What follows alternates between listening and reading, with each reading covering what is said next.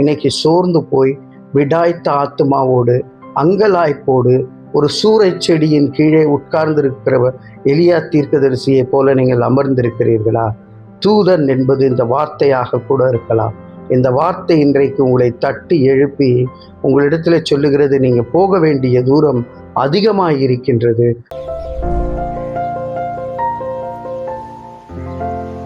பிரியமானவர்களே, 1 ராஜாக்கள் 19வது அதிகாரம் 4-5 வசனங்கள்.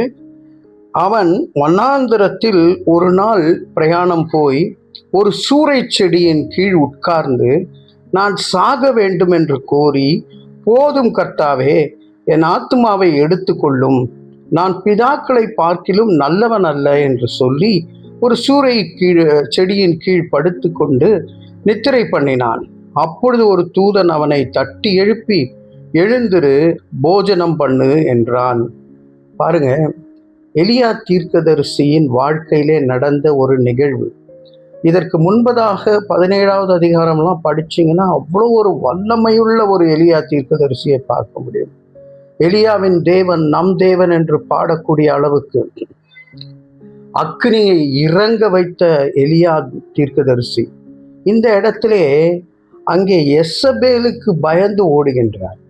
ஓடி போய் பிரயாணமா போய் அவர் அங்க ஒரு சூறை செடியின் கீழே படுத்து உறங்குகிறார். போதும் ஆண்டவரே, என்னால் முடியல இதுக்கு மேலே ஓடுறதுக்கு, என்னை எடுத்துக்கொள்ளுங்க, நான் பிதாக்களை பார்க்கிலும் நல்லவன் அல்ல அப்படி என்று சொல்லி முறையிடுகின்ற ஒரு எலியாவை பார்க்கின்றோம். சோர்ந்து போன விடாய்த்த ஆத்துமாவோடு அழுகின்ற ஒரு எலியா தீர்க்கதரிசியை பார்க்கின்றோம். நம்முடைய வாழ்க்கையை சற்று யோசித்து பார்க்கும் பொழுது பல வேளைகளிலே நாம, ஆண்டவரே போதும் ஆண்டவரே, நான் எனக்கு இதுக்கு மேலே ஓடுறதுக்கு பலன் இல்லை ஆண்டவரே என்று சொல்லி அழும் பொழுது அங்கே கடவுள் என்ன செய்கிறார்னா ஒரு தூதனை அனுப்புகின்றார். அந்த தூதனை அனுப்பி அந்த தூதன் தட்டி எழுப்பி ஒரு அப்பத்தையும் தண்ணீரையும் கொடுத்து ஓட வைக்கின்றார். அவன் அதை சாப்பிட்டு விட்டு 40 நாள் பிரயாணம் பண்ணி இருக்கின்றார். அவர் செல்ல வேண்டிய இடத்திற்கு சென்று அங்கே சாரிபாத்தின் விதவையின் வீட்டிற்கு சென்று அங்கே அற்புதங்கள் அடையாளங்களை செய்ய கடவுள் அங்கே எலியா தீர்க்கதரிசியை அனுப்புகின்றதை பார்க்கின்றோம். பிரியமானவர்களே, எலியா தீர்க்கதரிசியின் வாழ்க்கை சாரிபாத்துக்கு தேவையாக இருக்கின்றது, சாரிபாத் விதவையின் வீட்டிற்கு தேவையாக இருக்கின்றது. ஆனால் அது எலியா தீர்க்கதரிசிக்கு தெரியாது. போகும்போது தான் அறிந்து கொள்ளுகின்றார். பல வேளைகளிலே நாம் யாருக்கு பயன்பட வேண்டும் என்பது நமக்கு தெரியாது. ஆனால் கடவுள் இன்னைக்கு நம்மை உயிரோடு வைத்திருக்கிறார் என்றால் ஒரு நோக்கம் இருக்கின்றது. அந்த நோக்கத்துக்கு நம்மை ஆயத்தப்படுத்தி அந்த இடத்துக்கு அனுப்புவார். அவர் சொல்லுகின்ற ஒரு காரியம், நீங்க போக வேண்டிய தூரம் அதிகமாக இருக்கின்றது என்று.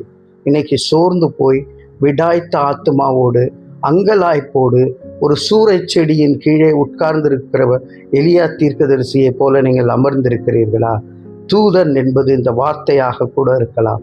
இந்த வார்த்தை இன்றைக்கு உங்களை தட்டி எழுப்பி உங்களிடத்துல சொல்லுகிறது, நீங்க போக வேண்டிய தூரம் அதிகமாக இருக்கின்றது, போய் அங்கே செய்ய வேண்டிய பணி அதிகமாக இருக்கின்றது, அதற்கு ஆயத்தமாவோம், கர்த்தருக்கென்றே சேவிப்போம், கர்த்தர் நம்மை பலப்படுத்தி பாதுகாத்து கொள்வார்.